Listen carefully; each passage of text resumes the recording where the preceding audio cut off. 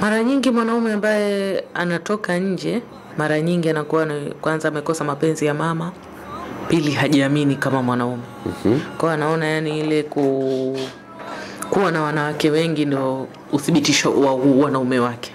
Lakini pia mwingine anakuwa hajapendwa na mama yake vizuri, kwa attention anaipata kwa wanawake. Vile wanawake wanapompapatikia ndo. Lakini mwingine ametoka katika malezi ya mama peke yake. Kwa ameshazoea kukaa kile kike.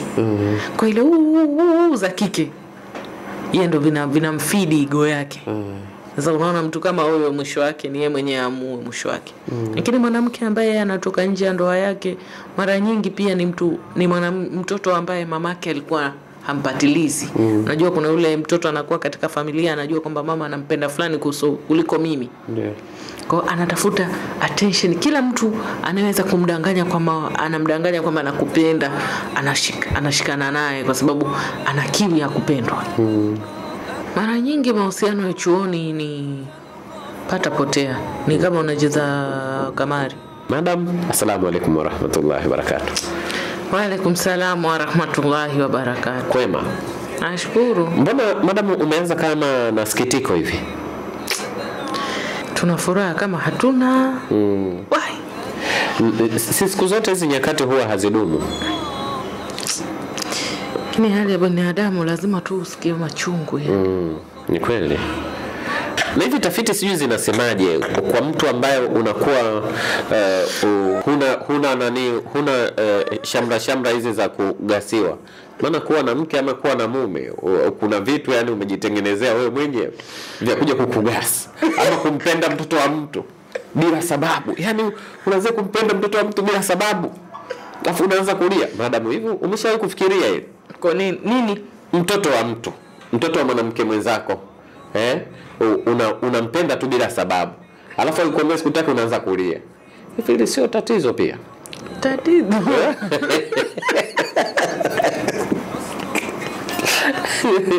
Ni tatizo la afya kubwa sana. Fanya mambo yako kuwa vizuri. Hataki huyu kwa sababu katika ulimwengu kuna wanawake na wanaume, si ndio? Kama huyu kwa mfano tuchukulie tu katika nchi yetu, achana na sio duniani tupo sio bilioni 7, achana na hiyo. Tuchukulie tu zaidi ya milioni 60 tupo katika nchi yetu, si ndio? Hapa kuna wanawake wengi kuliko wanaume. Wewe mwanamke mmoja kakuzingua, hawa wengine milioni 30 na unashindwa tena kupata mwingine wa size yako hapa.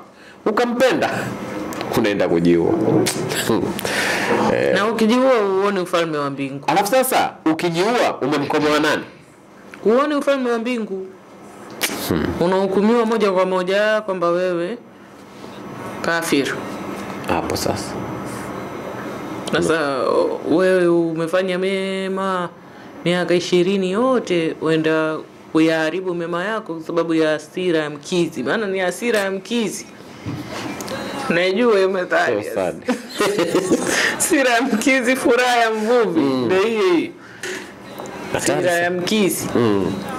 Hatari sana. Kwa kama papa, chana na mambo ya wasichana. Lakini sasa kuwa kama hivyo pia ni imani za watu tu kwamba tusiongelee sana huko, lakini huwa nafikiria kidogo tu kwa akili zangu za kuvukia barabara kwamba wakati mwingine tupo duniani, si ndio? Tunahitaji viongozi ambao watakao kuja kuturithi sisi. Kama tunahitaji viongozi ambao watakaorithi nafasi zetu ama kulima kwetu, yani vyovyote vile iwe kwamba una nafasi ya juu ama uwe na nafasi ya chini, wewe ni muhimu. Unaona limradi upo kwenye hii dunia. Je, tusipozaana hapa inakuwaje? Unaona hizi nafasi zitachukuliwa na nani?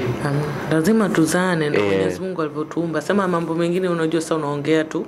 Kutokana na hivyo tunasema imani za watu, lakini watu wanaingiza tu kwenye mapenzi kwenye lawama zao, lakini mapenzi wala hayahusiki kwenye kero na wasiwasi wako. Wewe mwenyewe ndio unajitakia tabu. Sababu unaweza ukaacha kuyafuatilia na ukaishi tu, ukaishi vizuri tu. Kwa sababu mahitaji ya wanadamu kwa ajili ya kuishi ni malazi, chakula, mavazi. Ndio. Kwa sababu safiri na interneti. Kumbuka kuna wale ambao hawahisi chochote juu ya hilo. Unaona wanaishi tu vizuri. Si lazima, na hakuna mtu aliyekufa eti kwa sababu hana mahusiano, lakini watu kibao wamekufa kwa sababu wako kwenye mahusiano ambayo sio sahihi. Kwa hiyo unaweza tu kaachana na habari za mapenzi na ukafanya tu issue zako nyingine. Mimi watu na mapenzi yatakupotezea muda. Kila siku nawaambia watu mapenzi yatakupotezea muda. Lakini furaha ya wengi inaonekana ipo huko. Sasa hiyo ndo shida. Chagua furaha tofauti na hiyo, kwa sababu hiyo furaha hiyo inawategemea watu zaidi, na watu watakuangusha. Watu wamemwangusha.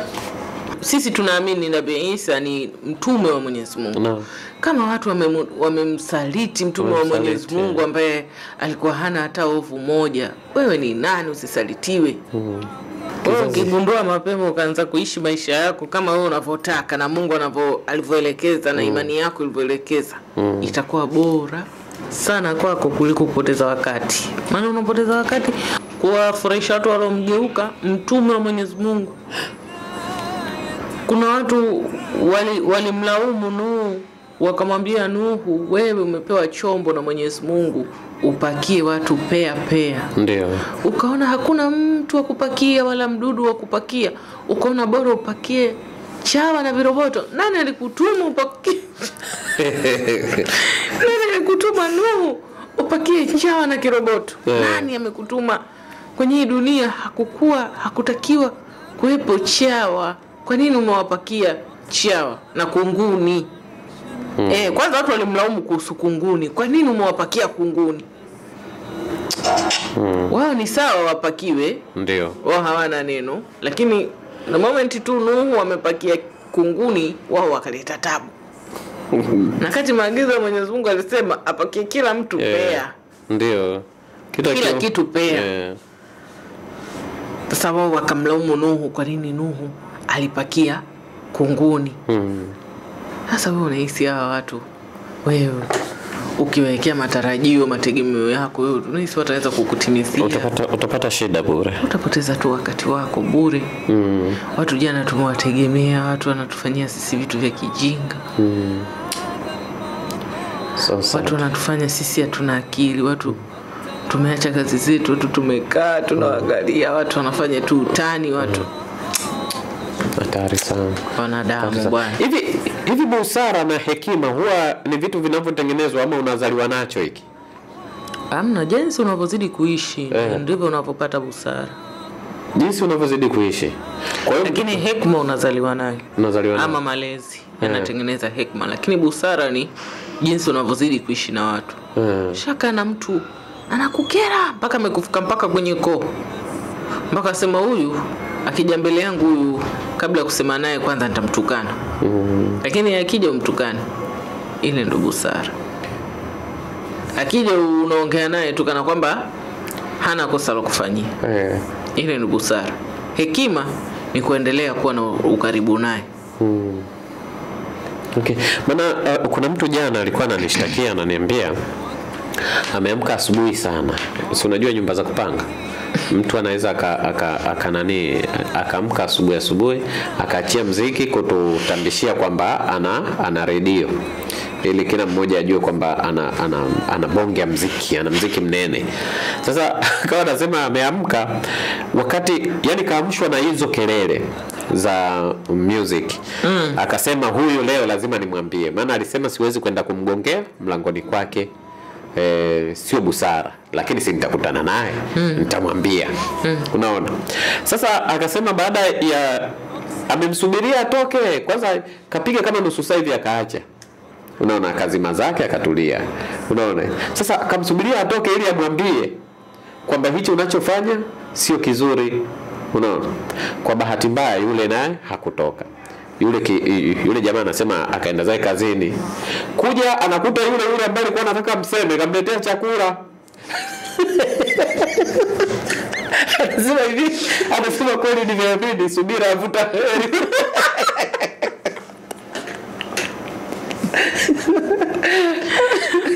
Subira avuta heri. Anasema mimi nimetumia busara sana kusema mpaka nisubiri atoke. Maji angeenda kugonga mlango akarauka. Angekosa bara na pwani na wali. Wakakwaruzana labda wakatoleana maneno ya angekosa. Lakini yule kaona kafanya sawa, lakini kasema hivi nitaendelea naye. Yaani siku ambayo atakuja kuweka nitamwambia tu. Lakini sasa hiyo hapo hiyo ni hekima. Sawa. Yaani unajua kabisa kwamba huyu lakini huongei naye. Kwa sababu unajua kila mtu mwenye miaka 18 anajua anachofanya. Sasa wewe kumuita kikao, si kumwanza kumkalisha mtu kikao, kumwambia wajua ilikuwa ni vitu vidogo sana ndio vya kukumbushana na watu. Lakini vitu vingine kama hiyo kupiga muziki unatukera. Si kama unapokaa ni nyumba yako peke yako, tupo wengi na bahati mbaya labda milango yetu imeongaliana, hakuna ceiling board kwa sauti yapita kote. Na wakati mwingine watu kabla hujajifikiria nafsi yako hata kana kwamba ni nyumba yako mwenyewe, huu muziki ndio maana wakitaka kufanya vitu kama hivyo wanaambiwa kachukue kibali, kwa sababu wakati mwingine sinakuwa kelele zile zinachafua mazingira. Sasa kama zinachafua mazingira, inawezekana nyumba jirani hapo kuna mgonjwa, unampigia kelele, au kuna watoto, kuna wale watoto wakiamka hawalali kamwe. Sasa si unaona kazi hadi unasobadua mtoto halale, mtoto halali. Mtoto gani mbona halali? Ni shida sana. Wamnyonyesha wapi? Wampa ugali wapi? Mtoto gani? Sawa. Madam, tukiachana na hili, hivi kuna umuhimu wa kuwapatia watoto mafunzo ya fedha? Kwa sababu sasa unajua usipomfundisha kutunza atakuwa mharibifu. Na si kama wewe siku zote utakuwepo kumpa pesa. Sasa kufikia hatua sasa kakako ndio inabidi awe anampa. Je, kakako atakuwa na subra kama yako? Au leo ukikosa utafanya nini? Wanashauri wenyewe wanasema kila mtoto mnunulie kibubu. Ilikuwa sisi tulikuwa tukipewa zinaitwa nini, sadaka box. Ndio. Sadaka box maana yake ni kwamba kila Friday unamkabidhi bibi yako au mamako, mkienda msikitini kila mtu anaenda na box yake ya sadaka, kwamba tunachuana kwamba wewe umetoa sadaka bei gani wiki hii msikitini. Sasa ilikuwa kwenda msikitini ilikuwa ni lazima. Sasa ile asubuhi kila mtu anaenda kuleta kibubu chake ameweka bei gani ile wiki. Sasa ukipewa 300 ya shule unakula, lakini unabakiza shilingi 50 kila siku, kirudi unaweka kwenye ile box yako ya sadaka. Ndio. Kwa mtoto kama huyu atakifika umri wangu akiambiwa unatoa sadaka, unawapa watu sadaka, haoni tabu. Kwa sababu ni mazingira tayari ameyazoea. Lakini pia mtoto au mtu wa umri wangu kukaa na nguo chumba kizima kimejaa nguo, kabati 60, sijui kabati ameweka huko ana nguo 60 huko, hawezi kukaa na nguo kwenye viroba, kwa sababu anajua kwamba inabidi nikivaa nguo inabidi nizitoe sadaka. Kwa atakuwa na ghasia katika nyumba, unakuwa na mke na ghasia za nguo katika nyumba, unatafuta mke huoni, unaona nguo tu. Itakuwa ngumu, kwa sababu tayari anajua umuhimu wa kutoa, na watu wakienda kutoa sadaka wanatoa vitu vizuri. Kwa hata yeye atavaa nguo miezi 3-5 kisha atatoa. Sasa unaona mambo hii ya pesa pia tukimkabidhi ofisi tukamwambia shika hii ofisi, simamia wenzio, atakuwa na ule weledi kwa sababu wajua. Ama yeye ndo akawa mtu wa kutoa pesa, ama ni afisa manunuzi, atakuwa anatumia akili kwa sababu toka mwanzo umeshafundisha. Lakini kama ninavyosema kwamba vijana ni taifa la kesho, ina maana utakuwa umeandaa taifa ambalo liko literate kwenye finance, ambao ni jambo zuri kwa nchi. Kwa sababu unaweza mkawa na mali ghafi au mali asili zote, lakini kama watu hawana elimu ni kazi bure, unaona? Watu wanaweza wakawa na kila kitu lakini watu hawana elimu, kwa hiyo itakuwa kazi bure. Kwa sababu hakuna mtu mwenye kuweza kuweka ile elimu kwenye zile mali ghafi zilizokuwa nazo. Kwa hiyo ni muhimu watoto wakafundishwa. Lakini kwa kuanza sasa, kama ni wadogo, uweke challenge ya sadaka, hiyo ndio itakuwa nzuri kwao. Tunafundishwa madam kuishi katika wema katika nyakati zote. Wema wapo, si ndio? Wengi sana wema. Wengi sana kuliko watu waovu. Watu waovu ni wachache. Sema kwa sababu wanapiga kelele ndio maana wanaonekana ni wengi. Hivi kwamba sio wengi watu wao waovu. wengine wanafujo yani. Wanafujo sana.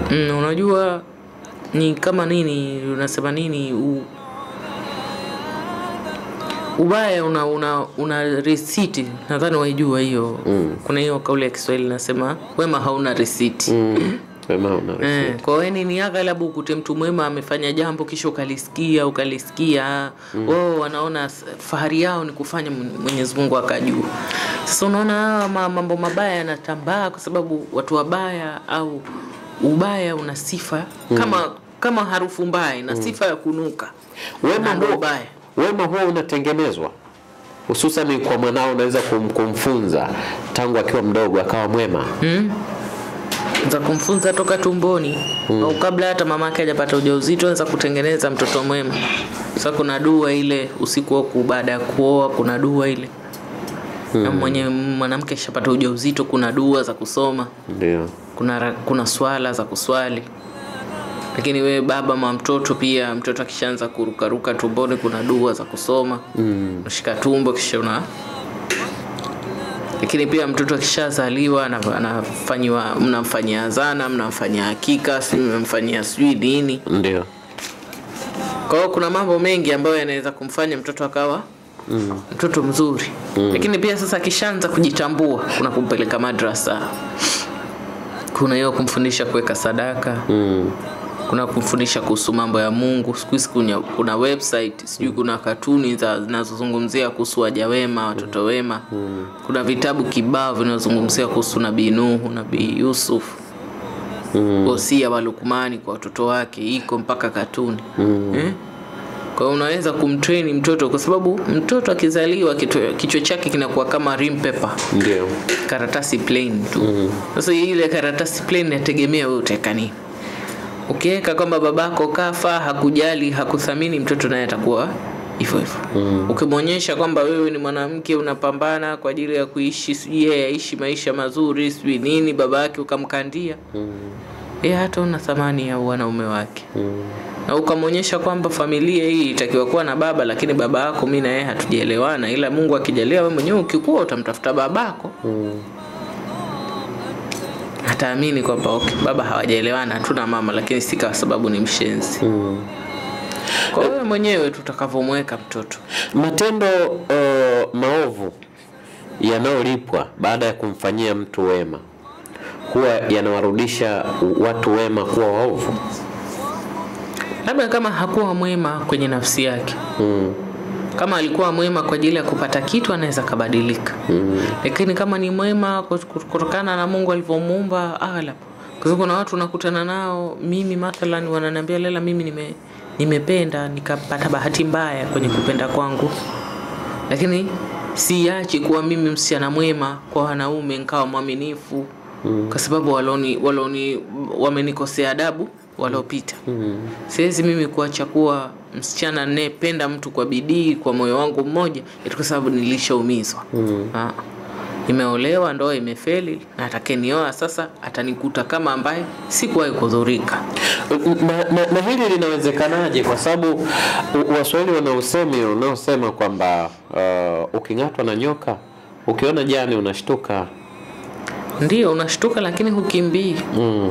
Unashtuka tu, unakuwa makini kwamba inaweza kuwa kama ile nyoka.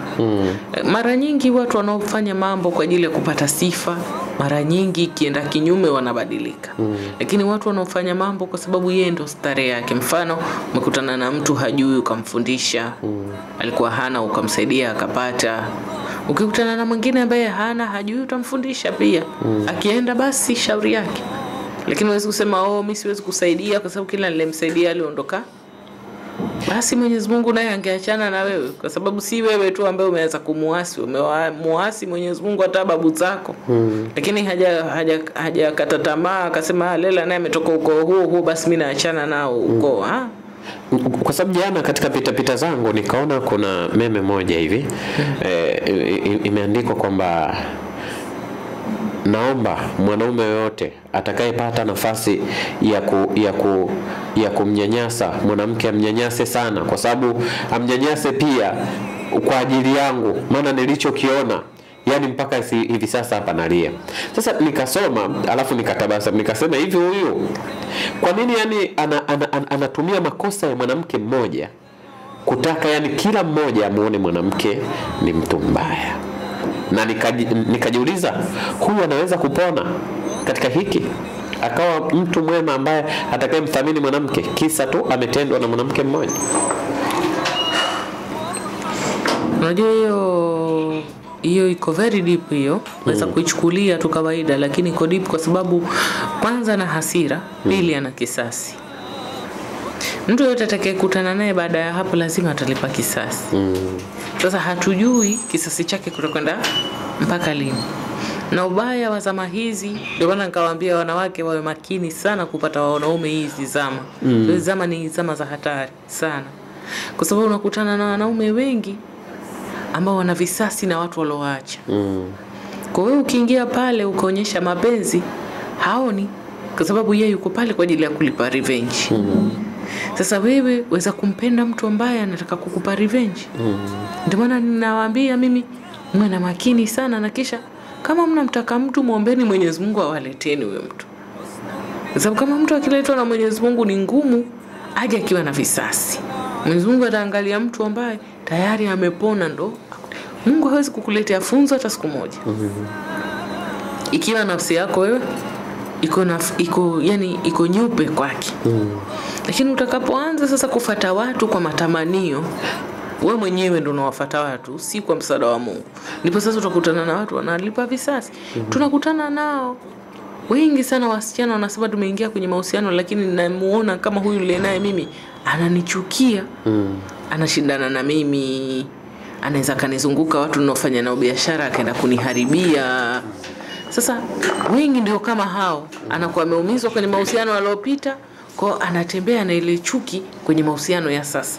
Na sasa kisasi chake kitaisha lini, mimi na wewe hatujui. Lakini mara nyingi kupona inawezekana wakapona. Lakini sasa katika kupona kwao ni wao wenyewe waamue kwamba mimi nataka kupona, niendelee na maisha. Kwa sababu katika hii dunia si kila mtu atakuumiza kama Aisha. Ndio. Kuna wengine ni wema maskini. Sasa huwezi kusema kwa sababu Aisha si mwema basi watu wote si wema. Wapo, mimi nakwambia, wapo watu wema sana, wengi kuliko waovu. Wako wachache lakini wanafujo, ndio maana sasa mnaona waovu siku hizi hakuna wanaume au hakuna wanawake. Wapo, lakini ni kwa sababu wao wenyewe wanawake wema wote. Hawapo, huwakuti sokoni, huwakuti katika sehemu za muziki, wala huwakuti katika sehemu za starehe, huwakuti sehemu wanazokunywa sijui tembo, huwakuti sijui kwenye mihadhara hii, kuhangaika. Wanawake wema wote wapo ndani wamelala. Weekend wanalala ndani. Hawana sehemu ya kwenda, wanalala. Tunawatumia ujumbe, tunapenda jamani, wanaume hawapo kwenye friji, tokeni angalau hata muonekana. Saka mimi napumzika. Mtu anatoka kazini mbio, unamuuliza mbona uko mbio, unaenda pesa? Naenda nyumbani kulala. Akipika akimaliza amevaa pajama zake kitandani au kwenye kochi amelala. Sasa wanawake ambao ninyi sasa mnakutana nao ambao hawafai, ndio huko sasa wenye fujo sasa. Na madamu hii unaitoa kwa asilimia ngapi? Kwa sababu gani? Kwa sababu tumewahi kuona wanawake wema ambao wamepatikana katika maeneo ambayo pia hayakuwa maeneo sahihi sana, lakini walipokuja kupata wenza wao wakawa wametulia na wakawa wema mno. Unataka uniambie hapa wema unaoongelea wewe ni wema wa kiasi gani hasa? Ama ni wa kivipi hasa? Yaani maana yangu ni kwamba kama wewe umekutana na wanawake ambao unasema kwamba siku hizi hakuna wanawake, lakini maeneo yako ya kukutana nao ni maeneo kama haya, badilisha. Okay. Badilisha. Na si kila msichana kwenye haya maisha nataka pesa yako. Kile ukiongea na msichana, nitakupa pesa wewe usiwe na wasiwasi. Si wote wanataka pesa. Mwingine anafanya kazi. Si ajabu analipwa kuliko hata wewe unayolipwa. Na si ajabu labda wazazi wake wanampa. Mfano mimi nawajua watu ambao hadi leo mama zao wanawanunulia nguo, hawajui hata size yake ya nguo ni size gani. Sasa unahisi wewe ukija kwenye maisha yake utanunua nguo utakuwa umeleta mabadiliko gani? Hamna mpya. Kwa hiyo unachotakiwa kuleta katika maisha yake ni ukweli na heshima, kumheshimu na kumwambia ukweli. Na kama hivyo labda kumstiri umuoe. Sasa si kama ana shida ya nguo au ya sehemu ya kukaa. Kuna watu mimi nawajua mpaka leo. Mabaza wao wanawapa hela wakae wanapotaka. Ndio. Mtu unamuuliza unafanya kazi gani? Anasema mimi ni mwanafunzi. Mbona vitu vyote unavyovimiliki ni vitu vya gharama, unafanyaje? Anasema mimi wazazi wangu wananisupport. Sasa mtu kama huyu ukienda kwake huwezi kwenda kwake ukamwambia mimi nitakununulia gauni. Hana haja ya gauni wala hana haja ya chai. Yeye ana haja tu ya mtu atakayemstiri. Sasa unatakiwa ujue kwamba kila ukipata msichana sokoni huwa ni mwizi. Badilisha eneo sasa. Anza kwenda msikitini. Pata wasichana kwenye magrupu ya kwenda umra. Kuna watu jana juzi tumewasikiliza, sisi tuko tukisikiliza. Anasema yeye amekutana na mume wake kwenye grupu ya kwenda umra. Mashaallah. Kwamba tumeenda umra, tumemaliza umra, lakini kulikuwa kuna safari nyingine ya kwenda Egypt, kwenda kuona wanaita pyramids. Pyramids. Ndio sasa yule mwanaume akamwambia, "Fulani mimi nimekuona hapa tuko umra na mazungumzo na wewe. Naomba tukitoka hapa tukienda Egypt ndo tuongee." Yule binti akamwambia, "Sawa." Yeye alikuwa binti na mamake, na yule kijana alikuwa kijana na babake. Wote walikuwa kwenye grupu moja ya umra. Walipofika Egypt, mwanaume alikaa siku 2 ya 3 akamuita yeye pamoja na mamake. Akamwambia mamake, "Mimi bwana binti yako mimi nimempenda, nataka kumuoa. Je, utaratibu uko vipi?" Ndio yule mama sasa akamwambia, "Kama unataka kumuoa binti yangu, tunaanza hapa, mimi nitakuonyesha watu." Wameoana. Hivi wale wanaosema kwamba oa kufanana naye wanamaanisha nini? Ama olewa na yule wa kufanana naye? Sidhani, unadhani wanaongea tu, lakini unaweza ukakuta mtu hana dini akakuoa wewe ukamfundisha. Mimi uthibitisho uko mwingi tu. Ndio. Na mtu anaweza akawa yeye ana dini, wewe huna dini, akakuingiza yeye pazuri. Mathalan kama hiyo nikakwambia tumeiangalia jana, ilikuwa ni kama podcast. Akasema huyo binti anasema mimi nilikuwa si muumini sana kama mume wangu. Lakini watu mimi ni mwanasheria, wakimwona mume wangu ni kama mwanasheria kwa sababu anajua mambo mengi, ni msomi sana, hata hii dini ya Kiislamu amebobea. Nusu ya akili yangu nayo mimi imetoka kwa mume wangu. Kwa watu wanaohisi mume wangu naye ni mwanasheria, lakini yeye si mwanasheria, yeye ni mshauri. Kwa unaweza ukaolewa na mtu yeye ndo akakuinfluence mpaka wewe ukapenda Mungu. Saa nyingine mpaka ukamshinda yeye. Na pia unaweza ukaolewa na mtu ambaye yeye ndo akakuinfluence mpaka au wewe ndo ukamtia hamasa ya kujua. Marafiki wengine tunakutana nao si watu wa kuswali, lakini tukizungumza na bwana mimi nataka swali, bwana mimi nafunga, nasema basi leo acha tufunge sote, mimi nikusindikize wiki hii.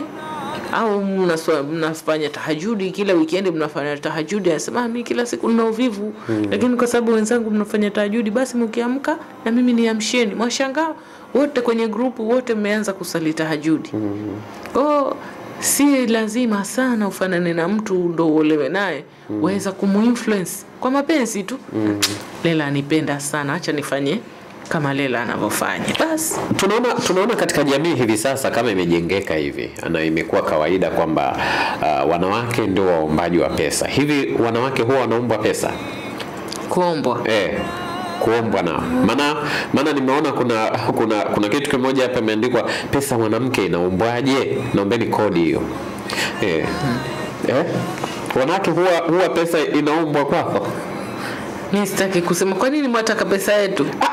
Alafu sasa majibu ya hapa nimeona kabisa sasa mwanamke pesa anatoa wapi? Hatuna mwanamke. Sidhani kama kuna mwanamke mwenye hela, sidhani. Zote hatuna pesa. Mwanzo inabidi mtu hurumie, hata sasa hivi mtu tumie hela. Hatuna. Tukienda kazini tuambiwa tujitolee. Nani amemwambia tuna hela? Nani huyu? Sijui ni nani msaliti huyu. Au apigwe. Kuna uhaini unatokea. Hatuna pesa. Kwani kwenye vikao vyenu nyie mnaambiana kabisa mwanaume apewe pesa? Mwanzo hatunapenda sana tuwape. Lakini hatuna. Sasa tutawapa nini kama hatuna? Sijui kama Tanzania hii au ulimwengu huu kuna wanawake wenye pesa. Mimi sina kumbukumbu, lakini wajua wenzangu wote hatuna maskini. Na huyo hapa kaandika, hakuishia hapo, kasema hivi, nani huyo kasema tuko na pesa? Nani kaonekana na pesa huko jamani?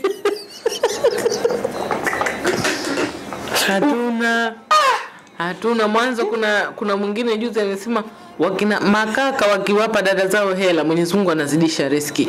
Kwa kaka zangu wakina Ali, popote pale mlipo, mkinipa Mwenyezi Mungu atawazidisha. Hatuna kitu. Siku nyingi hatuna hela katika maisha yetu. Jana nilikuwa napita kwenye moja ya comment kule Insta kwenye video zako, nikamuona kuna mtu mmoja kajitambulisha kwamba ni mwanafunzi wa chuo na kaeka namba yake ya simu pale umtumie hela. Sasa hivi niliposikia hii kauli sidhani kama katumiwa. Kweli tena mkituhurumia mkatutumia, Mwenyezi Mungu atawahurumieni. Hatuna, tukienda kazini wanatuambia tujitolee. Halafu wana watu wao wanakuja wanatudai. Wanasema wao wanatudai sio pesa sio za nini. Hakuna mwanamke mwenye hela na sijui nani ameenda kuongea habari za uongo. Hatunaaga. Kwa hiyo hizi sio habari za ukweli. Wanawake hawajai kuwa na pesa. Yaani huu unaweza pia ukaetwa katika level ya uhaini. Ukiweka level ya uhaini inamaanisha kwamba mnacho lakini hamtaki. Basi hii wametukosea adabu kubwa sana, na tunapenda yani kama ikiwezekana watu watusaidie. Hatuna. Kama kuna vyama vya wanasheria watetezi wa haki za wanawake wako taula, waingilie kati. Wako taula, lakini sasa sijui kama tuna pesa hata pia kumlipa mwanasheria. Wanasheria wanawake si wapo. Sasa wako taula wapi? Inabidi wakitumia akilio, inabidi tumewalipa. Kwa sababu huwezi kumwomba mtu huduma na humlipi huduma. Kwa hiyo madam unataka kusema kwamba nyumba ya familia inauzwa na kwenye familia kuna mwanasheria. Huyu mpaka mumlipe hawezi kusimamia yeye. Ametumia akili yake kufanya. Lakini alisomeshwa na wazazi inawezekana. Hapana. Sasa atalipa vipi kodi msipomlipa? Kwani hapa mjini kuna mtu atakupa nyumba bure? Lazima umelipa kodi, umelipa sijui bills. Lazima tuwalipe hata wanasheria wa taula wakija, itabidi tumewalipa. Sasa tutatoa wapi hela na hatuna hela? Chama cha wanasheria wanawake Tanzania taula wana haki ya kulipwa. Kwa hiyo kama itatokea mwanaume mmoja akamlipa mwanasheria, tutafungua kesi. Nani amesema uongo? Ametuonea. Haini huyu apatikane popote alipojificha. Kwanza mwanamke nani kaonekana na hela huko anatutia sisi balaa sasa.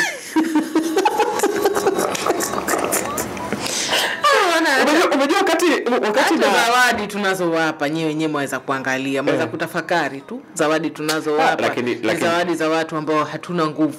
Lakini madam zile zawadi hebu badilikeni. Unajua zile zawadi hivi sasa zinakimbilia nusu karne. Yaani ulimwengu ule mnaoishi ni ule wa zamani sana, lakini bado hivi vitu mnaviendeleza. Ni kweli au kuna kodi tu mnatuficha hapa? Walai ni kama tu hatuna nguvu.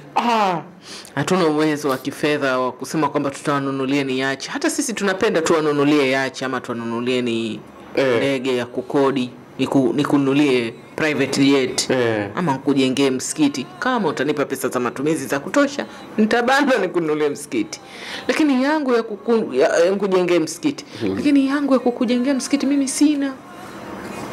Ndio maana unaona ukiwa na birthday na kununulia socks, kwa sababu socks inaweza pewa mtu tu kanipenda na nipa socks. Kwa hiyo cha kupewa na naenda kutoa. Kwa hiyo si membo zawadi huwa haitolewi kwa mwingine. Kisa mimi nakupenda sana mume wangu, bora nikupe wewe tu basi. Sasa mimi mkanda nitauvaa wapi? Lakini naye kwa nini huyo akununulie mkanda? Kama si wale. Labda ni kaka yangu anauza mikanda na socks, namfuata pale Tangamano. Bwana leo ni birthday ya shemeji yako huko. Hebu fanya utaratibu. Lakini dada mbona hujawahi kunipa mimi? Sasa dada tumpe nini huyu jamaa? Huyu mkanda tuna socks. Siingie gharama. Kwa hiyo hizo hazina gharama. Si amekula ushemeji. Si alikula hela ya ushemeji. Toa socks. Balipo hapa duniani. Toa socks. Na kwanza siku ile nikiolewa tu tunamuita kikao. Yule shemeji tunakaa naye. Kaka zangu na yeye. Wanatakiwa wamuite waambie bwana umeingia kwenye familia. Tunakupa level uwe baba kwenye familia. Mtego. Sasa akiingia sasa akianza kudai zawadi, sasa ndo tunahoji, baba gani unataka zawadi? Baba siku zote ni mpambanaji tu. Wewe unataka utoe tu. Upokea kwa Mungu. Sasa hiyo siku akinidai zawadi, ndugu yangu, kikao kile umekisahau, ulikabidhiwa mamlaka ya nyumba.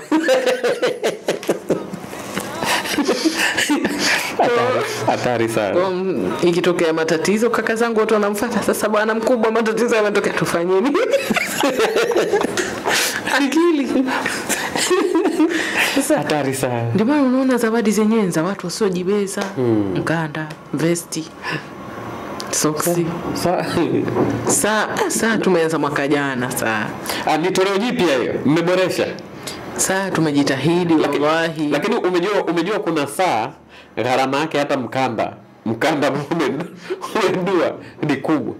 Kwa sababu angalia na aina ya saa pia ambao anavaa mtu. Mwaka jana kuna watu nimewaona wakiposti saa. Saa kama saa. Mimi nikahoji sasa hawa ni wametokea wapi hawa? Mbona kama wanataka waonekane kwamba wanawake uchumi umeimarika? Saa kuna walionunua muswala, bora hata mswala. Lakini saa mwaka jana kuna watu waliposti saa. Nataka niwaite hapa waje waniambie kwa nini walipata wapi pesa ya kununua saa. Sasa madam, kuna kitu kinanishangaza kidogo. Za ndani kabisa hizo utaniambia kama ni za kweli ama vipi. Kuna watu wanawake huwa wanajinunulia magari alafu wanatamba kwamba wamenunuliwa na waume zao. Wapo.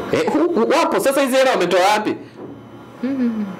Mara mwisho wallahi nimekumbuka wanawake hatuna hela. Sasa kama kuna watu wananunua magari kile wanasema wamepewa, alafu kwa ajili ya kupata tu sifa. Sasa unaweza kuwa hata ni matatizo ya afya akili, sisi hatujui. Hela wametoa wapi? Sawa, matatizo ya afya akili tunakubali. Hela wametoa wapi? Na waambie wakiachiwa ya kodi ya meza wanaibana. Si hela yao. Wengi hatuna hela. Mpaka mtu ananunua V8. Wengi mimi nakwambia, wengi nawajua rafiki zangu wamejenga misikiti wakawapa ume zao. Wengi nawajua. Lakini wanaachiwa kodi nzuri. Inalingana, kwa hiyo inatokana na kiwango cha kodi kinachoachwa, si ndio? Wanaachiwa allowance nzuri, pesa nyingi, kwa wanaibanisha. Mule wanamnunulia sasa mwanaume zawadi kubwa. Ukiona mtu kampa mumewe gari, kampa msikiti, wajua mume wake ile hela ya mumewe, ila tu hatuwezi kusema kwamba hii hela ya mume wangu, anasema ni yangu. Kwa za kuta hata wanunua magari hela za waume zao. Kwa ndo maana pia wakija kuongea wanasema kanimnunulia mume wangu, kwa sababu 75% hela imetoka kwenye kodi ya meza.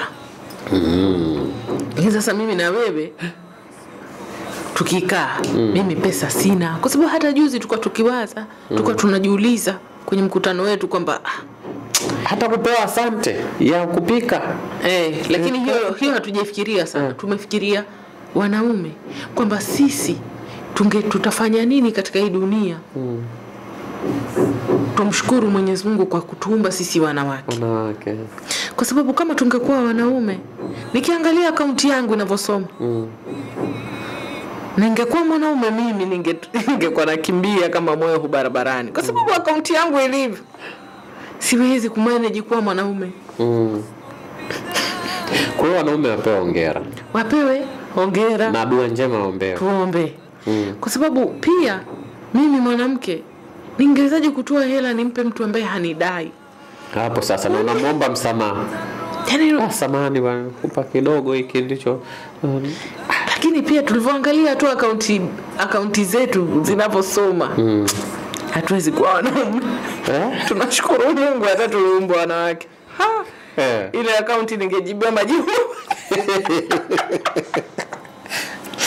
Ningejibiwa majibu mabaya sana. Sasa wewe ni nani naye? Wajua mimi nakupenda. Wewe hebu fanya vitendo cha kuongea sana. Naona ningeenda mtoni kuoga. Sema kwa kweli Mwenyezi Mungu awalipe wanaume wenye kujitoa. Nikuwa yani unatakiwa uwe na nafsi za titi sana kumpa mtu hela ambaye hakudai. Sio mchezo. Ndio uwe strong. Na sasa sisi hatuna. Ndio maana nasema mkikakaa mtugai. Pia yaongeze furaha.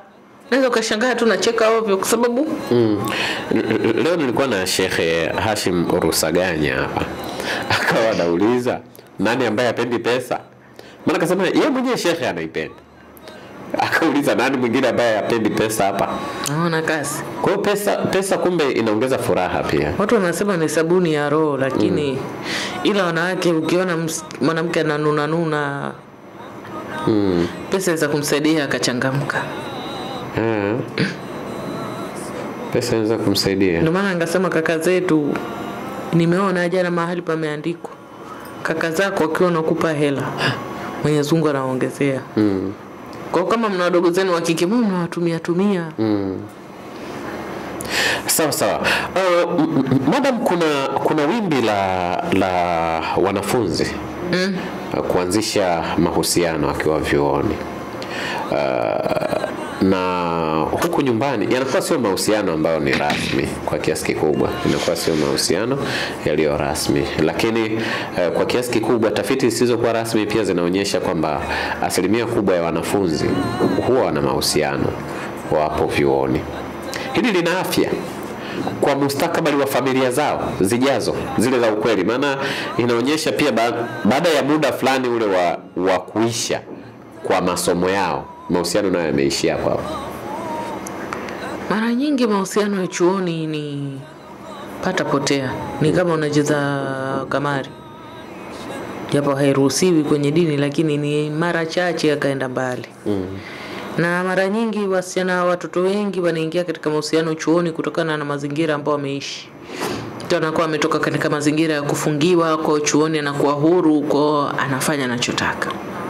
Lakini pia wanaume wengi ambao tuko nao katika hizi jamii zetu ni wana shida ya kujiamini. Kwa mtu hawezi kutafuta mtu saizi yake, na tafuta mtoto kwa sababu mtoto ndio unaweza kumanipulate vizuri. Unajua mtoto kimtengea budget ya 500 ni nyingi sana kwake. Tofauti na mtu mzima, watu umri zetu hiyo ni pesa gani? Naona.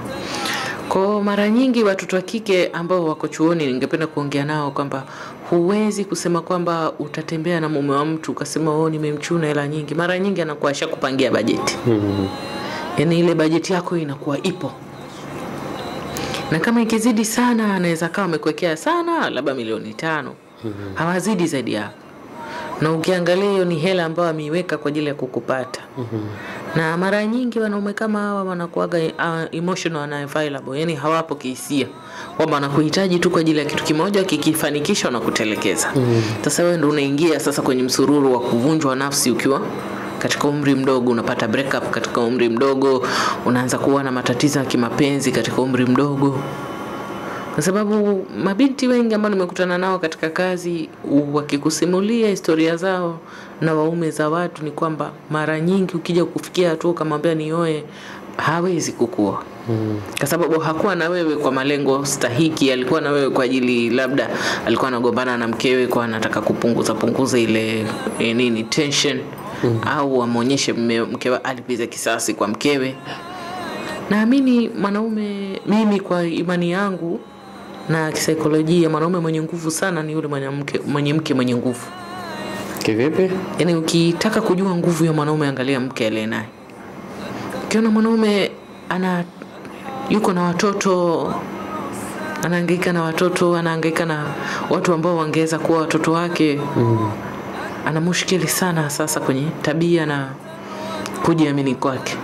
Sasa ukiona kama kuna mwanamke fulani hivi yuko strong sana, alafu mwanaume ndo akamuoa yule mwanamke.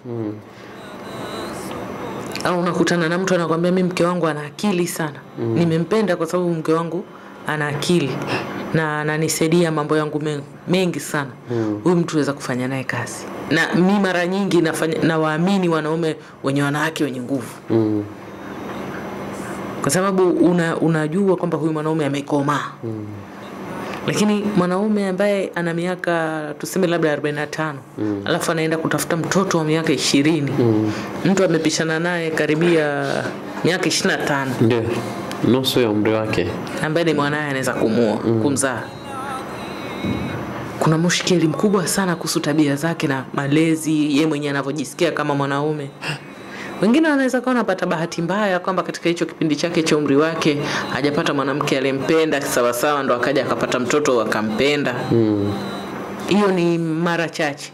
Lakini mara nyingi ukitaka kujua nguvu ya mwanaume, mwangalie mke aliye naye.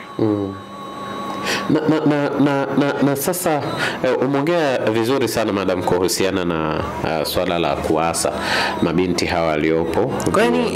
Kwa kumalizia ni kwamba wewe usione mtu ni mtu mzima na mke wake akakufuata wewe mtoto ukaona kwamba ni mapenzi. Yani yeye tabia zake ni mbaya, zimeshindikana. Mke wake ashamjua vizuri, kwa anatafuta victim mwingine wa kumlaghai. Mara nyingi sana wanakuwa malaghai.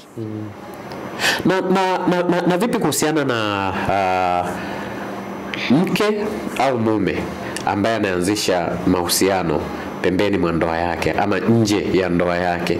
Hawa nao tatizo nini haswa ambalo kwa kiasi kikubwa tunaliona kwenye jamii sasa? Kuna wanawake wenye mahusiano nje ya ndoa zao, kuna wanaume wenye mahusiano nje ya ndoa zao. Tatizo liko wapi? Tatizo linakuwa liko wapi kwa wanandoa hawa kutoka nje? Mara nyingi mwanaume ambaye anatoka nje, mara nyingi anakuwa kwanza amekosa mapenzi ya mama, pili hajiamini kama mwanaume. Kwa anaona yani ile kuwa na wanawake wengi ndio uthibitisho wa wanaume wake. Lakini pia mwingine anakuwa hajapendwa na mama yake vizuri, kwa attention anaipata kwa wanawake vile wanawake wanapompapatikia endo. Lakini mwingine ametoka katika malezi ya mama peke yake. Kwa ameshazoea kukaa kile kike. Kwa ile za kike, yeye ndo vinamfeed ego yake. Sasa unaona mtu kama huyo mwisho wake ni yeye mwenyewe amue mwisho wake. Lakini mwanamke ambaye anatoka nje ya ndoa yake mara nyingi pia ni mtoto ambaye mamake alikuwa hampatilizi. Unajua kuna yule mtoto anakuwa katika familia anajua kwamba mama anampenda fulani kuliko mimi. Kwa anatafuta attention. Kila mtu anaweza kumdanganya kwamba anamdanganya kwamba anakupenda, anashikana naye kwa sababu ana kiu ya kupendwa. Kwa maana yake ni kwamba tutakavolea watoto wetu vizuri, wanaume tukawalea kiume na wakike tukawalea kike na tukawaweka karibu, ni aghalabu sana wawe wasaliti. Na watu wengi wasaliti ni watu wenye shida za afya ya akili. Maana yake ni watu wagonjwa. Kumbe. Kwa sasa wewe utakapoenda mbio na mtu mgonjwa, maana yake ni hata wewe pia unaweza kuingia katika ugonjwa wake, kwa sababu wewe utaacha kumfuatilia yeye. Unaona sasa matatizo ya usaliti yanapoanza. Kuliko wewe utibu tatizo ambao ni mume wako ambaye ndio msaliti au mke wako ambaye ni msaliti, unaenda kubambanishana na watu wanaokusaliti naye. Mathalan, Mungu atustiri. Amen. Mume wa mtu fulani ni msaliti, anamsaliti na msichana anaitwa Zubeda. Ndio. Sasa kuliko wewe upambane na Harun, ambaye ndo mumeo, wewe unaenda kupambana na Zubeda. Sasa Harun tayari yeye ana shida ya afya ya akili, anatafuta attention kwa wanawake. Kwa sababu mama yake hakumpenda sawa sawa. Sasa na wewe kuliko kutibu tatizo ambaye ni Harun, wewe unaenda kumwataki Zubeda. Unavomwataki Zubeda atakata tamaa, atashuka chini, atasimama Amina. Mume ataachana na Zubeda, atamfuata Amina. Ndio. Amina atachana naye, atamfuata Mariam. Kwa Jumatatu mpaka Alhamisi wote kumepigana na wasichana watatu. Pale mtaani maneno yatakuwa yashaanza kuzagaa kwamba wewe unapigana na wanawake wa mumeo. Kujiamini kwako kunashuka. Kila ukikaa hivi unahisi labda mume wako yuko mahali. Kila ukikaa nafsi yako yapurutuka hivi, yani unapata kama vile mshtuko pa.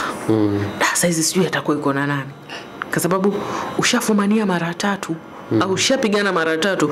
Kwa hiyo ubongo wako mbele usha register ile action, ishasajili kwamba saa yote mimi Haruni atanisaliti. Kwa kile ukikaa hivi huna amani. Ukimwona Haruni amesalimiana na msichana wamekuwa very friendly, ushaenda kumfuatilia. Ushaenda kumcheki Instagram, wamefollowana, hawajafollow.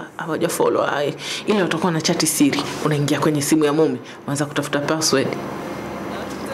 Unapoteza kidogo unapoteza confidence yako. Kidogo ushaingia nawe kwenye stress.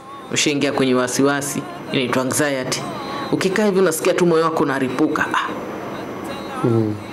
kila moyo ukiripuka huyo mwanaume atakuwa tu anasaliti. Kuliko wewe mke una furaha unaanza kupata kisirani. Yeye yuko shida ya afya ya akili na wewe umeingia shida ya afya ya akili. Sasa na hapo kwenye hilo tatizo ni vibaya kumfuatilia mwenza wako akiwa anafanya vitendo visivyokuwa vya kiungwana nje ya ndoa. 95% hakuna aliyefuatiliwa, aloacha kwa sababu amefuatiliwa. Bali kuacha kunasababishwa na nini? Amue mwenyewe kuacha. Afiki tu sehemu aseme amechoka.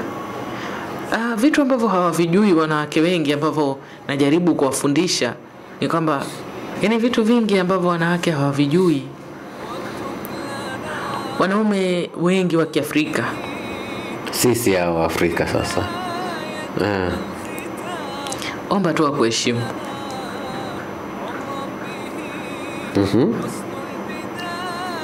Omba tu akuheshimu basi. Kama acha kusoma dini, kama hamuogopi Mwenyezi Mungu, omba tu akuheshimu. Kwa sababu anaweza kama amesoma dini ila hamuogopi Mwenyezi Mungu. Omba tu akuheshimu. Sababu unaweza ufuatilie mpaka ukafika mpaka Mina. Nazosema labda huyu mume wangu mimi nampa furaha yote, aweza kutoka kwenye furaha na akafanya vituko mwenyewe ukajiuliza kwani huyu ana shida gani hasa? Kuna watu wana tabia za mistuni.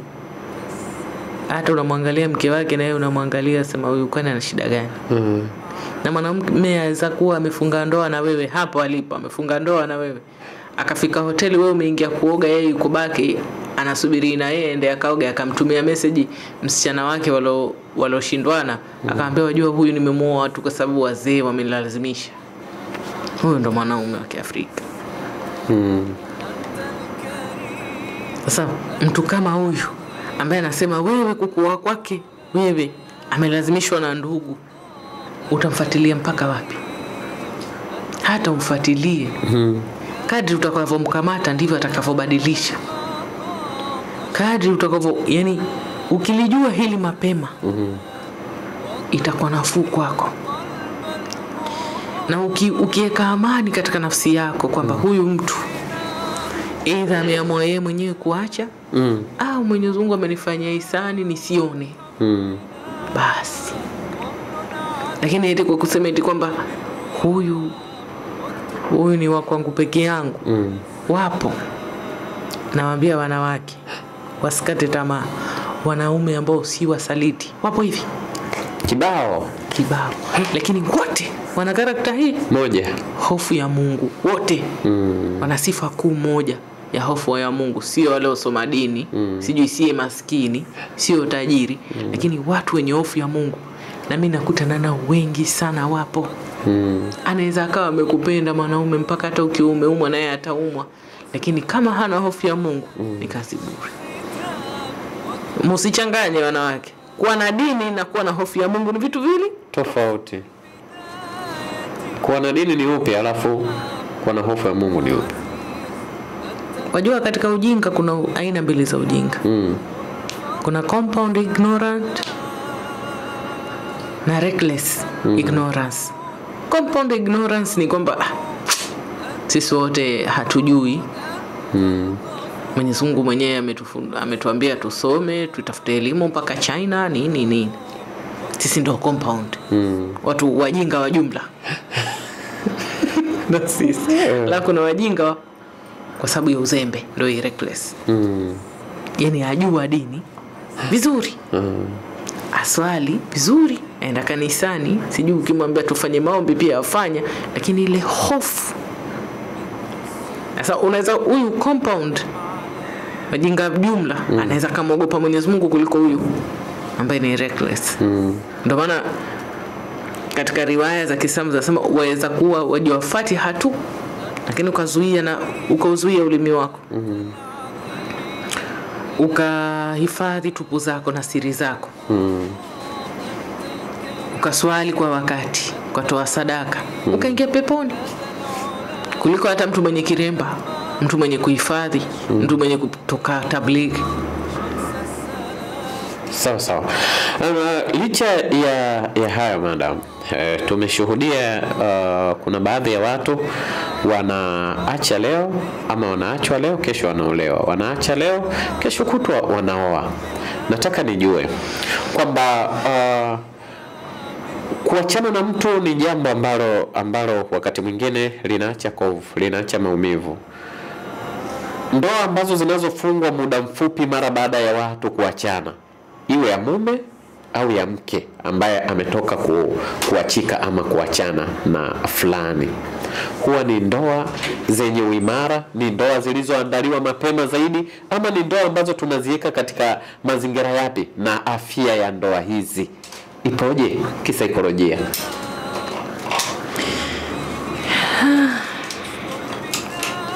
Inategemea, lakini mimi kwa uelewa wangu mfupi ambao hata wewe pia utaniunga mkono, utakapoachana na mtu lazima utapata jeraha. Sababu umemzoea, umekula naye, umeenda naye sehemu, na bahati mbaya labda hujahama ule mji. Bado uko katika ule mji. Itakusumbua. Hamna ni miezi 6. Hamna. Sasa kuna watu wanaamini kwamba njia ya kupona maumivu ya mapenzi ni kutumia mtu mwingine akuponyeshe. Ni imani yao. Lakini amani itapatikana zaidi kama utapata muda wewe kama mwanadamu wa kujikagua kwa nini ulishindwa. Yaani ulishindwa mara ya kwanza, na hii mara pili ili usishindwe, upate wakati wa kujikagua na kujilea, kwa sababu nafsi ina tabia ya ikishajeruhiwa kurudi katika hali yake ni inachukua wakati. Sasa lazima ujipe muda wa kujilea, wanasema heal. Lazima ujipe muda wa kujipoza machungu, kisha uangalie kwamba kwa nini ulifeli mara ya kwanza. Ukishapata sababu kwa nini ulifeli mara ya kwanza, ndo uangalie utatumia njia gani ili yale yalokufelisha mara ya kwanza sije tena, na uangalie katika haya machaguo ulionayo, chaguo gani litakurudisha siku ya wani. Kwa sababu ubaya wa maumivu ya kihisia ni kwamba uweza kuwa umeachana na huyu kwa sababu ni mwizi. Ndiyo. Ukampenda yani uka-attract mtu mwingine ambaye ni mwizi kama yule. Ndiyo. Kwa sababu hujapona. Sasa utakapojipa muda wa kupona, utakuwa unaweza kuona vitu vingi sana kwa upeo mkubwa. Nikutana na msichana mmoja ambaye nilimpenda sana. Ni rafiki yangu sasa hivi, tunapendana sana. Aliniambia, Lela, mimi nimeolewa nikiwa mdogo. Ni mdogo tu, ni umri wetu. Ananiambia niliolewa nikiwa mdogo sana, lakini bahati nzuri nilipata mwanaume akanipenda kisawasawa. Na nilifurahi sana kwenye ndoa yangu. Sitaki kukuambia mengi, lakini katika ndoa yangu ambaye nimekaa na huyu bwana, sijawahi kusikitika. Hajawahi kujuta. Hajawahi kusikitika. Wala sijawahi mimi na yeye ku-exchange, hatujawahi kurudishana maneno. Nilikuwa nikifoka, yeye anakaa kimya, na yeye akifoka mimi nakaa kimya. Kwenye hii dunia, hana hata miaka 35. Aliambia kwenye hii dunia ya sasa niliopo, sina kiu ya mapenzi mimi. Mimi nitakaa single. Sitolewa mimi. Kwa sababu sina haja ya ndoa tena. Nishakaa kwenye ndoa kwa raha, nikazaa mtoto wangu kwa raha. Sasa hivi nataka tu kutulia. Ni either nipate mtu ambaye atanipenda kama fulani, au atakuwa mwema karibu na fulani. Acha kutonipenda haya, lakini awe mwema karibu na fulani, ndo nitaolewa. Asipotokea mtu mwenye sifa hizi mbili, abadan siolewa. Na atamjuaje? Kwa sababu hata wakati anaingia na udogo wake hakuwa ametegemea hayo, lakini aliyakuta kule. Asema nilijua mapema. Mtu mwema wamjua, anaonekana kwa macho. Sema sisi wengi wasichana tuna shida moja ya kupenda project, yani nitambadilisha. Wajua hizo tuwapenda hizo. Mtu namuuliza hizi tabia za usaliti uliziona? Nilisema wiki 2 tu baada ya kuolewa mimi nilikuwa nimeshaona matatizo. Sasa mbona ukazaa mpaka ukafikisha watu 7? Sasa hivi uko na watu 7. Wataka kutoka, huoni kama unaoingiza watu 7 kwenye matata? Wengi tunakuwa tunajua na kuambia 100%, hata wanawake watakuthibitishia. Tunajua mapema sana. Mwenyezi Mungu ana hiyo, yani ametutunuku sisi hiyo bahati ya kujua kwamba huyu hafai. Na wengi tunakuwa tunajua kwenye moyo kwamba mimi mwanaume wala hanipendi. Mimi ndio ninakazania nipendwe. Sasa ile nguvu ya kujinyanyua kwamba niondoke nitafute mtu ambaye atanipenda kama mimi ninavyompenda, hatuna ile subra. Lakini eti kwamba eti hatujui kama sasa tunaenda kuchezewa akili. Tunajua Mwenyezi Mungu anatujalia, yani hiyo ni ipo kwa wanawake tu katika dunia hii. Yani ametujalia Mwenyezi Mungu wanawake tu ndo tunajua. Lakini sisi sasa twapenda kuchukua ile project, yani kwamba huyu mwanaume mimi nataka kumstudy, nataka kumconvince kwamba mimi ni mwanamke sahihi kwake, kwa mimi nitavumilia mpaka anione huruma. Na mtu hawezi kukuonea huruma eti kwa sababu umevumilia. Mtu anaona kwa sababu navumilia unaweza, kwa hiyo mimi acha niendelee na maisha yangu. Sasa ndio binti aliniambia mimi sitokutamani ndo, sina tamaa ya ndoa kwa sababu starehe shaipata. Na sasa hivi kila nikisikia watu wanalia kusundoa nasema alhamdulillah. Kwa nini mimi nikaharibu experience yangu nzuri kwa sababu ya watu wa karne hizi? Kwa mimi namuelewa. Mimi nimemuelewa. Na mimi nikatamani kuwa karibu naye kwa sababu angalau kuna mtu mmoja, kwa sababu wanawake ninaofanya nao kazi wote wanalia. Hata nawauliza, nyinyi mumeolewa na majambazi au watu wa misituni? Kwa nini nyinyi mnalia? Hawa vibaka mmewapata wapi? Kwa nini? Mbona kama jana unawatumia? Yani hao sasa wanawake wanasikitika, yani kila nao wanasikitika, mimi mume wangu kanifanyia hivi. Sasa unasikiliza ile story mpaka sasa hao majambazi nyinyi mmewapata wapi? Maana kuna wazuri, wajua kuna wanaume wazuri sana Mr. Khatib. Wema mimi nawajua wako wengi sana. Sasa madam, sasa hawa wanakutana na hawa na ananiambia mtu kabisa, eti ananiambia mimi nilikuwa na kijana mstaarabu lakini nikaona kama ananiboa. Mkataa pema. Sasa nikamuuliza, kwa nini nyinyi mnaona ustaarabu wanawaboa, mnapenda hawa machepere? Asema sisi yeni tunaona kama hao ndo wamechangamka. Naambia sasa nyinyi mnatakiwa muangalie watu wema, wanahitaji changamoto. Sasa ukikutana nazo sasa nikikana huyu ananikumbusha kwamba kuna wema, na kweli maskini kutokana na yeye akanifanya nikajua wema wengi. Na ndo nikagundua kwamba mara hasa kwenye hii nchi, kwa sababu nchi ndo tupo tumekaa kwa amani, wema ni wengi. Wanaume wema ni wengi kuliko wabaya. Wabaya ni wachache lakini wanavurugu. Sasa kwani madam kwenye vikao vyenu huwa hamwambiani, hampeani kodi za wanaume wema au masikio tu? So umesikia kauli nikakwambia wanawake wananiambia kwamba wanakutana nao lakini wanaona kama wanawaboa. Yani ile mwanaume kuwa mwema hana nanili ile vipengele. So mwanaume basi na vipengele. Wanakutana na wanaume ambao hawana vipengele. Watu maskini rahimu wazuri. Lakini sasa huyu mimi ananiboa, mimi niko nataka mtu anayenichangamsha damu. Ile ni ile mchaka. Kwa sababu mtu amekulia kwenye chaos, amekulia katika kero. Ameona mama yake yuko kwenye kero. Kwa hiyo naye anaona kero ndo mapenzi. Akikutana na mtu aliopoa kama maji anasema mtu ananiboa.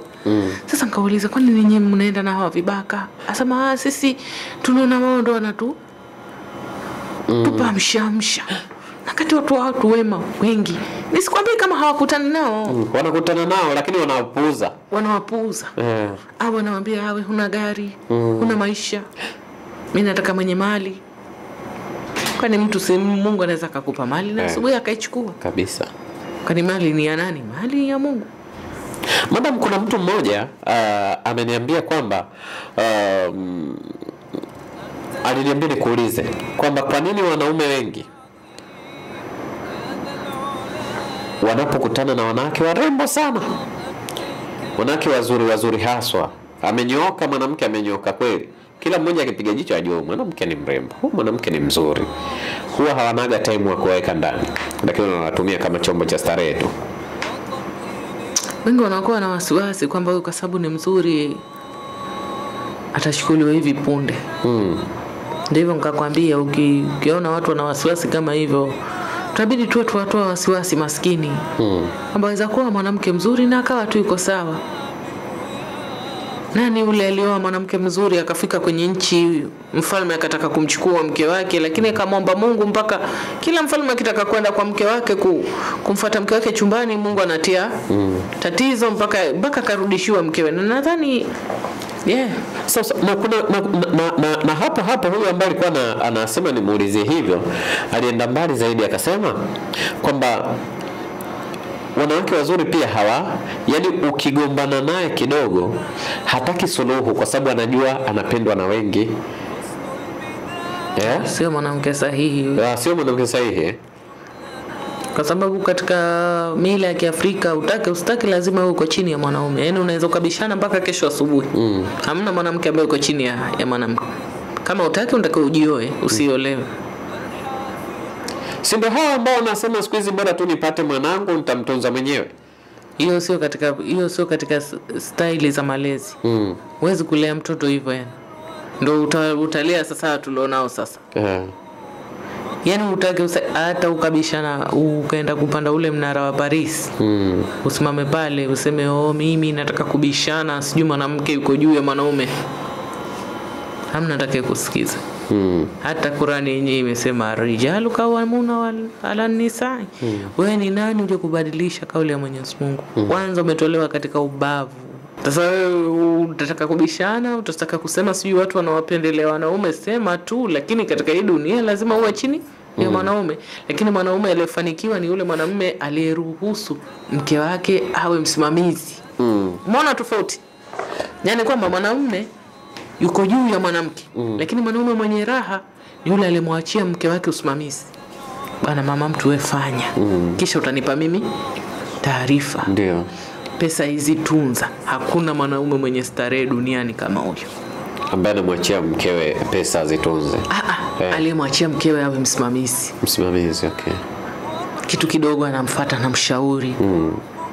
Kitu kidogo anaenda anamwambia mke wake. Na mara nyingi familia zetu hawapendi watoto wetu wa kiume wakapata wanawake wa aina hii. Nasema mke wake kamkalia, kashapewa madawa yule. Na hivi ile kumbe sio kweli. Kumbe mwenzako kachagua njia za kuishi muda mrefu.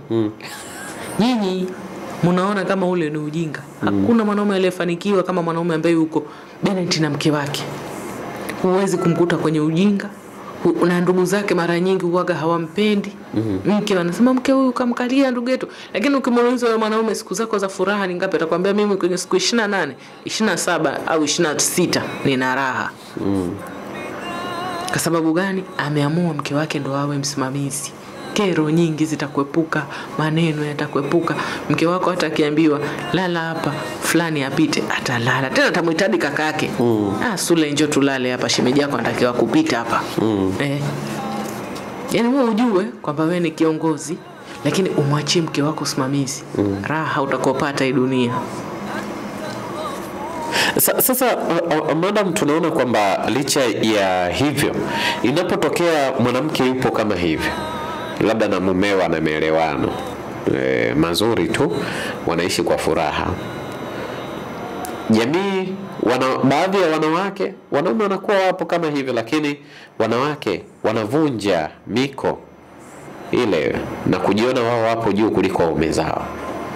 Hawa nao sasa wengi wanakuta ni matatizo ya malezi. Lakini mwanamke mwenye akili kisawa sawa wala hawezi kuitumia hiyo nafasi unaompa, hawezi kuitumia vibaya. Kwa sababu sisi tunakutana kwenye vyama, tunaambiana. Kwa hiyo tukifika kwenye chama tuko watu 10 katika chama, watu 5 wote wanalalamika. Wewe unasikiliza stories za wenzako, lazima wakili kukae sawa, useme jamani mimi nimebahatika. Ndio kama hivyo nikakwambia huyu msichana aliniambia mimi hana nia ya ndoa. Kwa sababu lazima tuwe naye karibu, kwa sababu tunamwona mwenzetu kabahatika. Umeolewa mara ya kwanza ukiwa binti na ukapata nafasi ya kupata mapenzi ya kweli. Ndio. Kila mtu anajisikia furaha juu yako. Kwa sababu sasa hivi story tunazopigana wote, huyu kafanya hivi, mume wake kamlaghai hivi, mume wake kakutoswiki tuko gani. Kwa kwenye vile vyama vile vinatusaidia. Ukienda pale kwenye chama unasikiliza story za wenzako, hadi unasema roho wangu mimi sijui yeye ni mtume magani. Nashukuru Mungu angalau wangu. Sawa. Kwa hiyo lazima ukienda pale lazima uappreciate sana. Tena ukitoka siku hiyo uenda kumpikia nazi nyingi, upika na nazi moja, siku hiyo upika na nazi 3. Sasa ngoja tunipikie mchuzi mzuri. Moyo shukrani. Ashukuru, nimshukuru huyu mume kwa hali asikia kwenye chama, huyu wangu ana nafuu.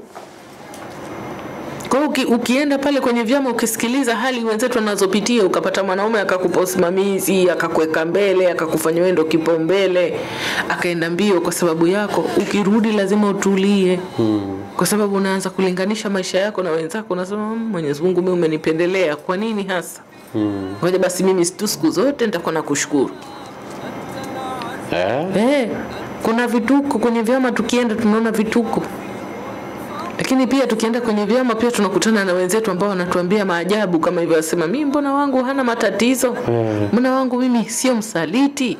Ndio sasa pale unakaa unajipa moyo, unasema da, kumbe ambao sio wasaliti wako maskini. Kwa hiyo ukiona mke kama hivyo umempa nafasi anajiweka juu, ujue bado hajajua maisha ni nini. Ni ile nikakwambia utaka kujua umuhimu wa mume katika nyumba, ni kama nyumba ikose paa. Hiyo baridi utakosikia na hii masika sasa inkuja, utasikia utamu wa kukosa paa la nyumba. Hata hiyo gypsum yako yote itaoza, itanguka chini. Sawa. Madam, unatuachaje leo hii? Yaani nataka tu niwatoe wasiwasi kwanza watoto wa kike ambao wako shule. Vuteni subra. Wanaume wenu mtawakuta mkimaliza masomo, lakini ukiwa pale shule weka mwafaka wako kwamba unatakiwa ubadilishe hali ya wazazi wako, angalau urudishe shukrani kwa ile muhanga wanaojitoa kwa ajili yako, angalau usiwe tegemezi baada ya kusoma. Kama ukiwapa 500 alhamdulillah, usipowapa lakini usitoke chuoni tena ukawa na mtoto ukampelekea mamako mtoto, ama ukatoka chuoni ukarudi nyumbani tena ukaongeza, wakasema alikuwa hayupo, sasa hivi inabidi tuongeze sufuria maana akarudi. Usitoke chuoni ukarudi nyumbani kama huna sawa. Na sisi tumekutoa peke yako ukarudi na mwenzio. Sisi tumekutuma enda kusoma, hatujakutuma enda kuzaa. La kwanza. La pili ni wanawake ambao wako kwenye mazingira ya kufukuzana kama hivyo, ukaniambia wanafuatilia wanaume kufuatilia. Yaani hiyo ni kama mchezo wa kuzunguka. Ile komborela, ujificha na yeye hujificha, akabutua akaenda kujificha mwingine, hauna mwisho mchezo. Ni nyie muamue, bwana yetu tumechoka, ngoja tukalale. Ndio. Hautofanikiwa kwa kumfuata nyuma mwanaume. Na wanaume ambao ni wastaarabu, nawaambieni dada zangu, acheneni na watu vijambazi. Wastaarabu wako wengi. Wengi sana. Lakini ili upate mtu mstaarabu lazima na wewe uwe mstaarabu. Ili ukiona dalili ambazo sio za ustaarabu uzikatae, utoke mbio. Na msiwachukulie poa hawa wanaume, watu wastaarabu wapole, mkasema huyu ananiboa. Hao wanaowaboa hao ndio wanaweza kusomesha watoto. Ndio. Hao mnaona hao machakaramu. Hata kuatana nafasi ya kukaa watoto wakiwa wametoka shule.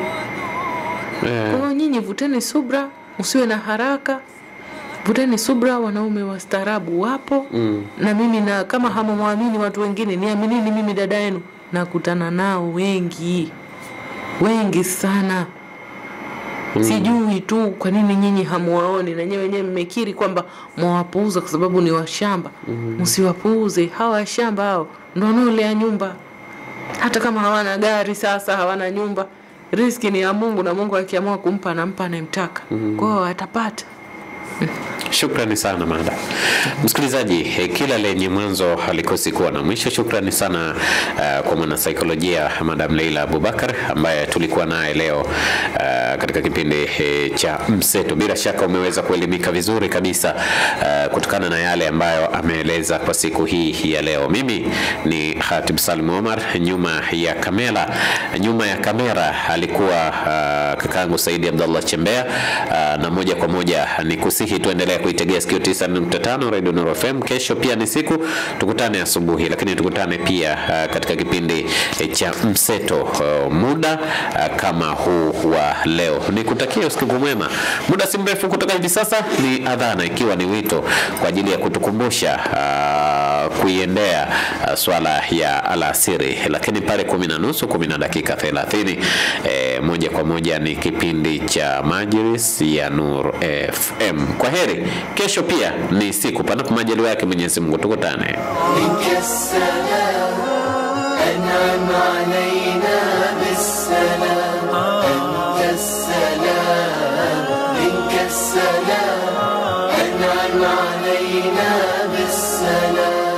واكتب لنا